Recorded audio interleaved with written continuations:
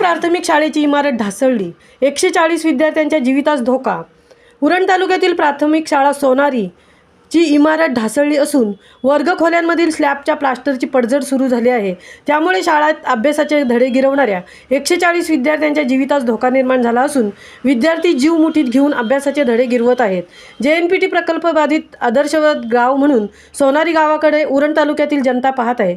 मात्र अशा सोनारी गावात इयत्ता 1ली ते 7वी पर्यंत विद्यार्थ्यांना शिक्षण देणाऱ्या रायगड जिल्हा परिषदेच्या प्राथमिक शाळेच्या इमारतीची मोठ्या प्रमाणात पडझड झाली आहे। आज या शाळेत गावातील 140 विद्यार्थी आपल्या आयुष्य घडवण्यासाठी अभ्यासाचे धडे गिरवत आहेत। मात्र विद्येचे माहेरघर असलेल्या प्राथमिक शाळेच्या इमारतीमधील वर्गखोल्यांचे स्लॅबचे प्लास्टर कोसळत आहे। त्यामुळे विद्यार्थ्यांच्या जीवितास धोका निर्माण झाला आहे। तरी सोनारी ग्रामपंचायत, रायगड जिल्हा परिषद शिक्षण विभागाने तात्काळ उपाययोजना करण्यासाठी पुढाकार घ्यावा अशी मागणी पालकांकडून करण्यात येत आहे।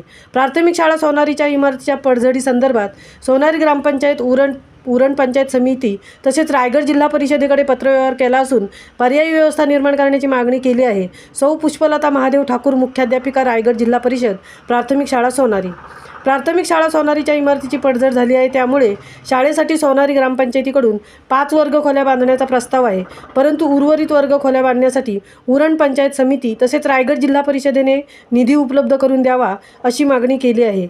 सौ पूनम महेश कडू, सरपंच, सोनारी ग्रामपंचायत, महामुंबईसह अनंत नारंगीकर, उरण।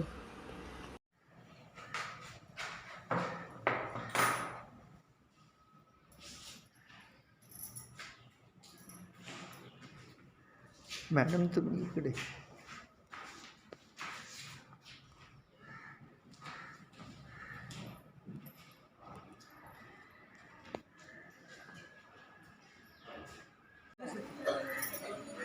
बस।